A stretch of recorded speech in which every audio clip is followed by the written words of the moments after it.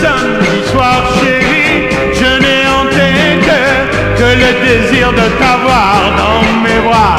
Le samedi soir, mais oui, c'est ma fête, mon cœur est fou de joie.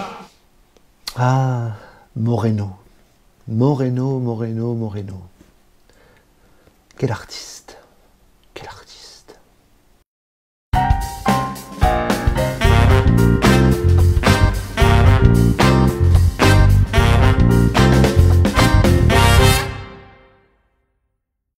Salut tout le monde, salut les monégasques, bienvenue. Bienvenue pour un nouveau débrief. Ah ben c'est la reprise, c'était la 20e journée de Ligue 1. Et Monaco rattaquait avec un énorme morceau, un énorme calendrier, c'est-à-dire qu'on jouait Paris 2 fois, ce week-end et mercredi qui arrive. Et donc on avait repris un petit peu la saison avec beaucoup de changements, avec un nouvel entraîneur, avec voilà, toute une nouvelle philosophie de jeu à redécouvrir et à remettre en place pour Robert Moreno. Et donc on avait vu que le premier match en Coupe de France était plutôt bien passé, avec une qualification, avec un nouveau jeu, avec des nouvelles choses à observer pour nous supporters. Et donc là on rattaquait la Ligue 1 avec un énorme morceau qui était le Paris Saint-Germain, et donc on se déplaçait au Parc des Princes dimanche soir, avec une équipe plutôt au complète, avec juste Jovetic, voilà, qui était de nouveau blessé. Alors on parle d'un coup, c'est peut-être pas très grave, on espère qu'il sera là pour la semaine prochaine et qu'il sera remis assez rapidement. Sinon au niveau des absents, on n'avait pas grand monde, si ce n'est les classiques. Et donc le groupe était au complet, et Moreno nous avait concocté une équipe au coup d'envoi qui était exactement la même que contre Reims en Coupe de France. Et du coup on avait Aguilar qui n'était pas sur le terrain, il avait fait confiance à Henrich, et donc on avait le 4-3-3 reconduit avec le classique, le Comte, Maripa Neglic dans l'axe, Henrich à droite, Ballo-Touré à gauche, milieu à 3, Golovin, Fabregas, Bakayoko, et l'attaque, j'allais dire de feu, oui, de feu, Gelson, Keita Baldé et Ben Yedder devant. Voilà, donc une équipe qui n'avait pas changé. Et donc on s'est retrouvé avec un vrai objectif pour nous les supporters, qui n'était pas forcément de regarder le résultat, mais de regarder le contenu, parce que nous ce qu'on veut c'est un contenu différent de l'Air Jardim, et on veut que l'équipe progresse à ce niveau-là. Et franchement, on n'a pas été déçus. On n'a pas été déçus parce que Monaco a arraché le match nul au Parc des Princes. C'est un résultat exceptionnel, je le dis franchement. Ça n'est pas une victoire, mais c'est un très bon résultat. Et on est super content, on le vit un petit peu comme une victoire, comme un exploit. Moi je pense que c'est presque un exploit de faire ça au Paris Saint-Germain cette année, qui est toujours aussi fort. Et en plus quand c'est chez eux, c'est encore plus glorifiant. On se souvient de l'époque Jardim où on faisait des résultats au Parc des Princes aussi, on a pris aussi beaucoup de raclés. Mais hier soir, c'était une formidable soirée. On marque 3 buts, on propose du jeu, on aurait pu gagner. Franchement, des stats très bonnes, un contenu très bon. Et franchement, on peut parler de renouveau pour le moment avec l'arrivée d'un nouvel entraîneur qui est Robert Moreno.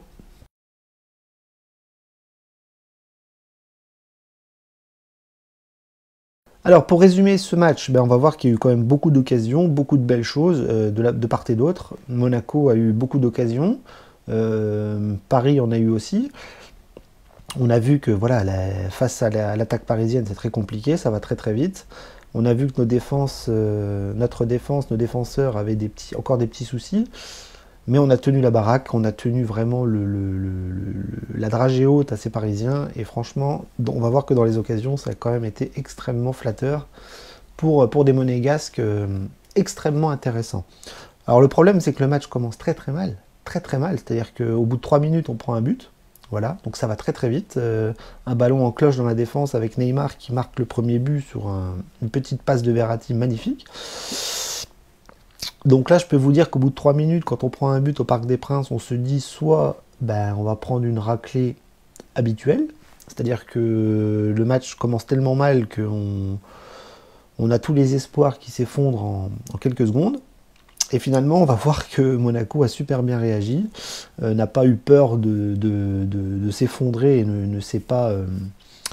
n'a pas explosé en mille morceaux après le but de Neymar. Et à la 7e minute, on a une égalisation, une super contre-attaque avec Fabregas et Ben Yedder qui se retrouve dans la surface et qui se fait défoncer par Navas dans la surface, mais le ballon arrive sur le côté droit, Gelson est là, et très rapidement va mettre très facilement le ballon au fond des filets. Donc au bout de 7 minutes, voilà, moins de 10 minutes de jeu, on est déjà à 1 partout. Et là on se dit que Monaco a des coucougnettes parce que ils sont présents, ils sont là, ils n'ont pas peur. Et je pense que ça fait partie de la philosophie de Moreno, voilà, ils n'ont peur de rien, et ils reviennent dans le match très très vite. Et le plus surprenant, c'est qu'à la 13e minute de jeu, c'est qui marque? C'est nous. C'est Monaco qui marque avec un but de Ben Yedder sur, encore une fois, une très très belle contre-attaque. Golovin et Baldé qui combinent sur le côté gauche, et le ballon arrivant très intelligemment dans les pieds de Ben Yedder dans l'axe. Ben Yedder élimine superbement le défenseur parisien, et d'un petit tir bien placé à contre-pied de Navas. Pardon. Ben Yedder marque le but, et là on mène 2-1 en parc, au quart d'heure de jeu, ce qui est assez exceptionnel, et là on se dit que la soirée peut être belle. Maintenant il reste beaucoup de temps. La 15e minute, on a un coup franc pour Neymar qui met en chauffe Benjamin Lecomte, voilà, super barré de Lecomte. 21e minute, on a un centre de Meunier pour Mbappé qui a failli nous surprendre de façon assez rapide, voilà, mais le ballon passe à côté. Donc vous voyez, il y a des offensives un petit peu de part et d'autre, et Paris reste assez dangereux offensivement mais ne marque pas. Et on sent que Monaco peut en contre-attaque faire quelque chose, parce que quand on a le ballon, on en fait quelque chose de correct.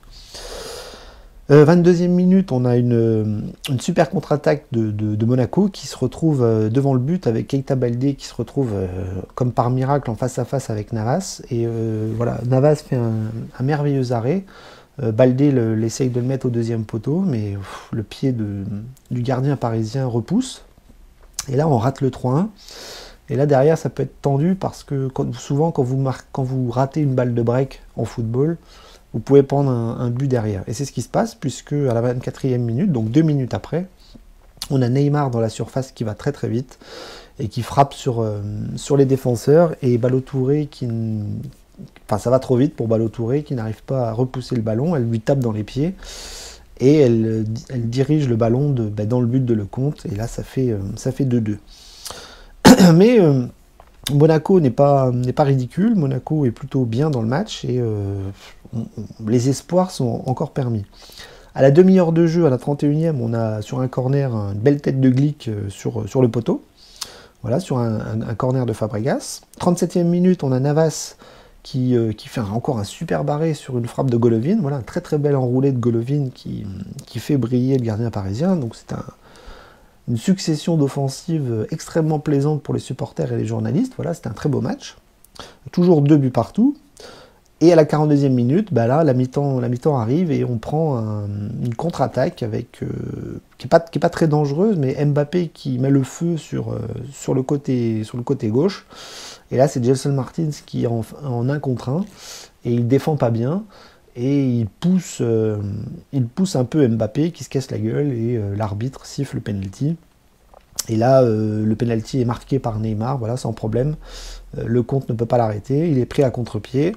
Et donc on se dirige à la mi-temps, et à la dernière seconde, on a encore une occasion monégasque avec Golovin qui rate, mais de façon assez incroyable, l'égalisation, 3 buts partout, avec un pied un peu trop ouvert sur un cafouillage parisien, et là Golovin qui la met à côté. Donc là, on se retrouve à la mi-temps à 3-2, mais on a une belle performance de la part de Monaco, c'est un très beau match, et franchement, si on ne s'écroule pas en deuxième, on sent qu'on peut faire quelque chose. Alors en deuxième mi-temps, eh bien, nos craintes vont être vite effacées, parce que la deuxième mi-temps de Monaco a été plutôt bonne, et Moreno, je pense, a réussi pas à transcender l'équipe et les joueurs, mais en tout cas à travailler aux entraînements de façon plus rigoureuse, et je pense que le physique a été un petit peu plus bossé ces dernières semaines, et on a vu que Monaco a plutôt bien tenu la route physiquement, et donc a tenu le match et n'a pas été ridicule en deuxième mi-temps. Et on va voir que cette deuxième mi-temps a quasiment été à l'avantage de Monaco, en tout cas sur le plan comptable, parce qu'on va égaliser dans cette deuxième période. 54e minute, on a eu une énorme occasion parisienne malgré tout, avec Neymar qui retrouve le ballon dans la surface et qui se retrouve quasiment face à face avec Lecomte. Et là, Lecomte, voilà, c'est un grand soir. Il nous sort une énorme parade et il fait un super arrêt sur Neymar qui le fusille à bout portant, malgré une erreur défensive de Monaco. Donc là, Lecomte sauve les meubles, on est toujours à 3-2. Et donc on va essayer de pousser, on va essayer de garder le ballon, on va essayer d'appliquer les consignes de Moreno. Et à la 72e minute, eh bien, on a une offensive monégasque avec Gelson Martins qui fait un festival dans la surface, qui élimine tout le monde et qui arrive à mettre le ballon devant lui. Et là, Slimani, qui venait de rentrer, récupère le ballon et la met au fond. Alors, sur l'occasion, l'arbitre de touche signe un hors-jeu qui est tout à fait logique. Voilà, on regarde les images et on voit bien Slimani qui est 1 mètre, voire 2 devant la défense parisienne. Et le but est logiquement refusé. Et puis le temps passe. L'arbitre de centre appelle ses assistants vidéo. Et là, on se dit, mais qu'est-ce qu'il fait? Ça a duré au moins 2-3 minutes, voire 4. Et ça discute. Et là, on se dit, mais qu'est-ce qui se passe? Pourquoi il vérifie un but qui est logiquement hors jeu? Et en fait, le but est miraculeusement accordé à Monaco. Monaco qui égalise. Et là, dans nos têtes, on se dit, ah mais oui, il y a une vieille règle qui est ressortie. C'est-à-dire que quand un défenseur remet le ballon à un attaquant, ben, si l'attaquant est hors jeu, finalement, le but peut être valable parce que ce n'est pas un monégasque qui lui a donné le ballon, c'est un défenseur, et en l'occurrence Marquinhos qui renvoie le ballon dans les pieds de Slimani et qui marque. Donc le but est accordé, et là on revient à 3-3, il reste 20 minutes de jeu, et là on se dit que Monaco est en train de faire un gros coup, et pourquoi pas pousser, pourquoi pas aller chercher la victoire dans ce match qui est en train de tourner à notre avantage. 76e minute, on a Mbappé qui pousse, voilà, qui frappe une petite frappe enroulée sur Lecomte qui continue de briller et de faire de belles parades. 85e minute, le match se termine, on a encore une tête de Marquinhos sur un coup franc. 87e minute, on a un pseudo-offensive de Bakayoko qui s'essaye à la frappe. Donc vous voyez, tout le monde est décomplexé, même Bakayoko, qui prend l'occasion et qui tente et qui est en confiance. Donc voilà, tout dans les têtes, en tout cas, Monaco est bien. Les arrêts de jeu arrivent, on est à 3-3. Le match nul est un excellent point pour nous, mais ça pousse, et on a un corner de Golovin sur Maripane et Slimani qui mettent sur le gardien parisien et Navas qui détourne. Voilà, encore une belle occasion sur corner. D'ailleurs, les Monégasques sont un peu mieux ces temps-ci sur corner. Je pense que ça bosse ça aussi à l'entraînement. Et puis dans les arrêts de jeu, 94e et 96, on a deux occasions parisiennes avec Mbappé qui reprend de voler à côté et Cavani de la tête qui s'essaiera aussi, mais qui n'y parviendra pas. Et donc le match se termine. On est à un partout. On a un point. On fait 3-3. Et franchement, le match est pour nous. C'est un super résultat et on est aux anges de cette prestation qui a vraiment été excellente à tous les niveaux.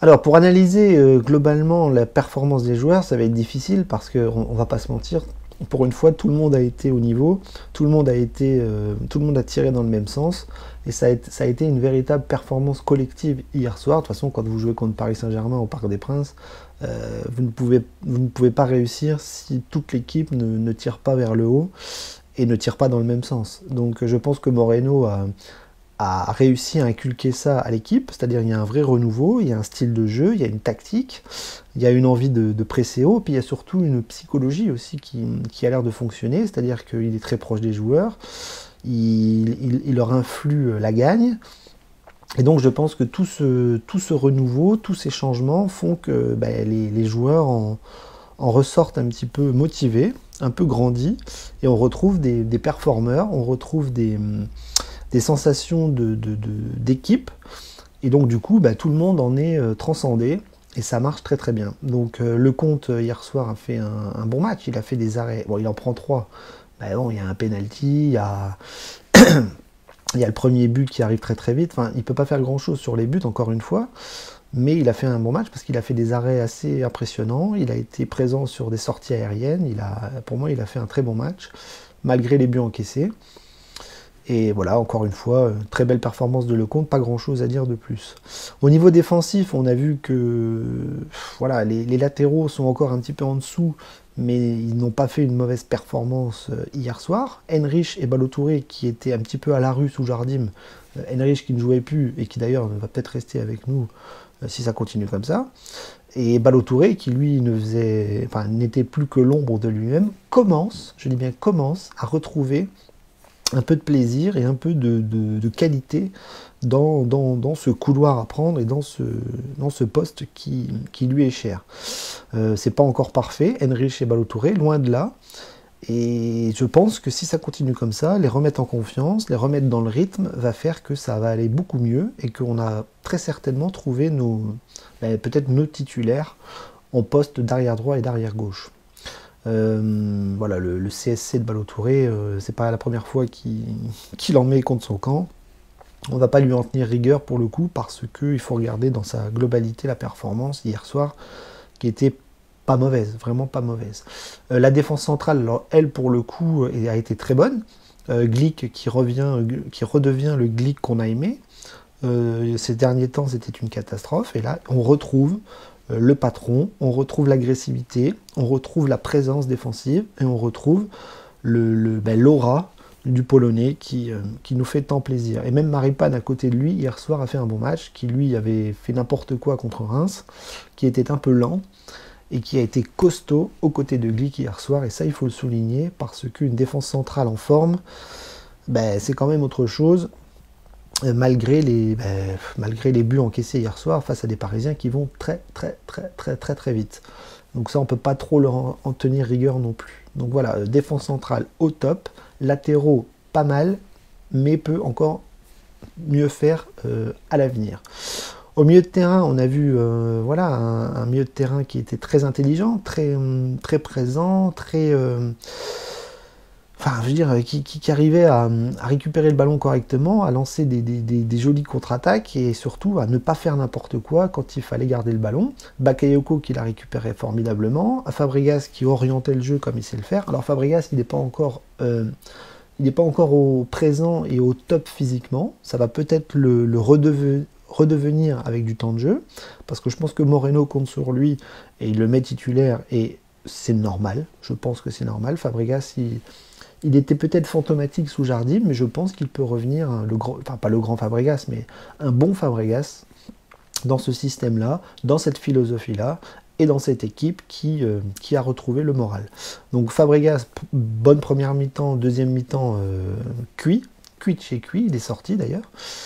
Et Bakayoko, Golovin, voilà, grosse activité. Alors Golovin, on a toujours les mêmes problèmes avec lui, c'est la finition. Il est extrêmement présent partout. Il a une grosse activité sur le terrain, mais voilà, devant le but, c'est compliqué.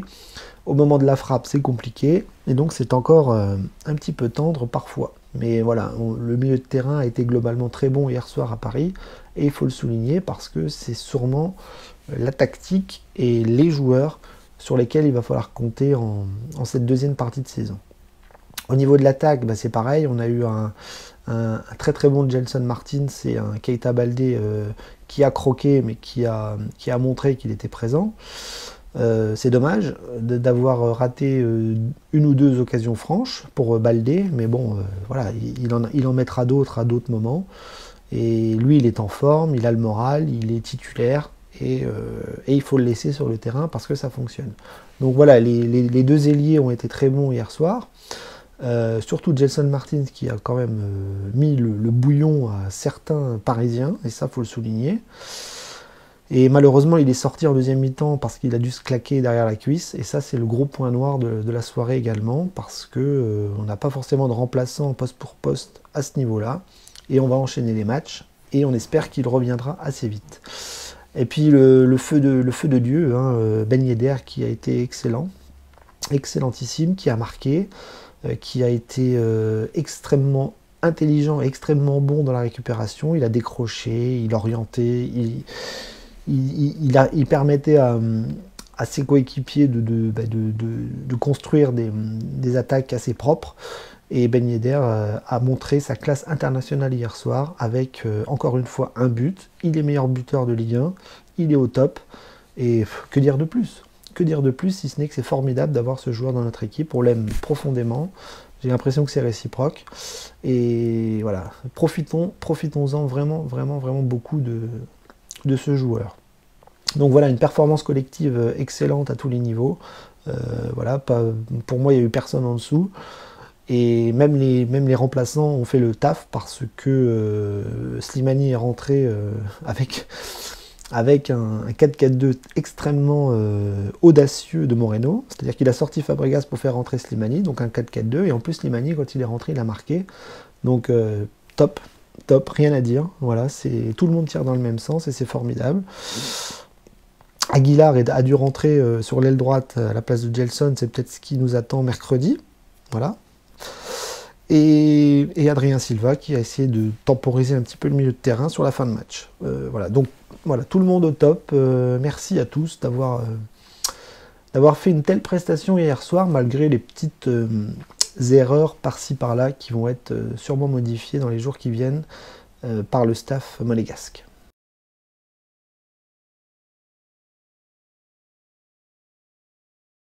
Alors les tops et les flops, vous aurez compris que ce soir je ne mettrai pas de flop. Pas du tout. Pour moi, tout le monde a... C'est une performance collective excellente de la part de tout le monde, donc pas de flop.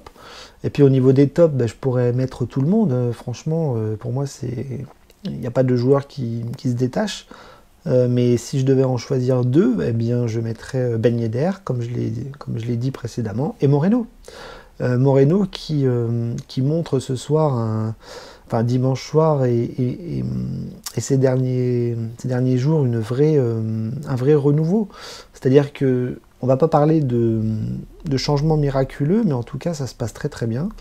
On voit qu'il y a eu des changements, on voit que sous Jardim c'était compliqué, on voit qu'il a totalement repensé l'équipe et avec ses choix tactiques, cette motivation, cette philosophie, cette mentalité, cette bonne humeur, cette façon aussi assez pédagogique d'expliquer les choses, je pense que ça plaît aux joueurs. Les méthodes de travail qu'on voit à l'entraînement, on s'aperçoit qu'ils travaillent sur le physique, ce qui est primordial avec ce Monaco-là. Donc on a l'impression qu'avec Moreno, il y a tous les ingrédients pour réussir. Je ne dis pas que ça va être parfait jusqu'à la fin de saison, je ne dis pas qu'on va gagner tous les matchs jusqu'à la fin de saison, mais ce qui se passe là, c'est très positif.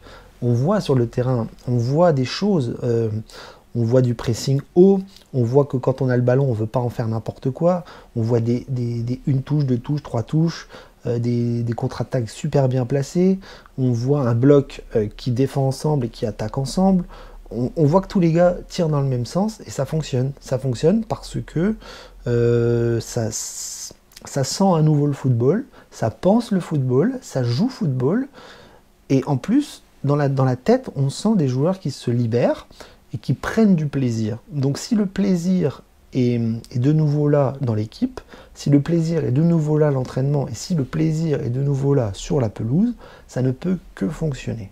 Et ça, il faut le signaler parce que c'est ce qu'on voit. On voit une véritable philosophie de jeu, on voit un véritable rapport au football différent de Jardim, et qui a tendance à retirer les gars vers le haut. Et donc, nous, les supporters, on ne peut que le constater. Et donc ça fonctionne dans les résultats, et ça fonctionne sur le terrain. Enfin, moi j'avais dit que ce match contre Paris, le résultat importait peu, il fallait du contenu. Et le contenu, on le voit, on voit des choses.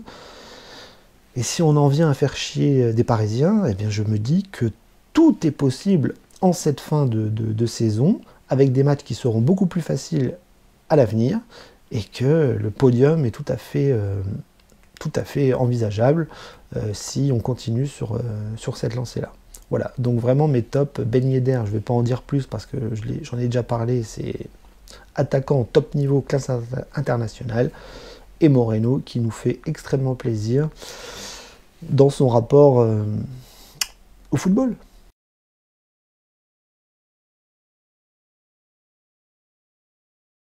Bien, eh bien, que dire? Ben, que l'objectif est beaucoup plus que atteint hier soir. Je m'attendais à une défaite, je le dis honnêtement, je m'attendais à une fessée. On a fait une performance extraordinaire au Parc des Princes hier soir. On a arraché un match nul au Parc qui est absolument exceptionnel. Donc l'objectif est atteint, on a réussi un coup, on a réussi à montrer quelque chose, on a montré aux médias et à la France, voire à l'Europe, que Monaco n'était pas mort, que Monaco avait toutes les capacités et tous les ingrédients pour faire quelque chose, et Moreno en est le principal protagoniste. Voilà, c'est le chef d'orchestre de cette nouvelle équipe, et autant dire que ça fonctionne. J'espère que ça va fonctionner encore, parce que là, mine de rien, on enchaîne sur le même match, c'est-à-dire qu'on rejoue Paris mercredi soir.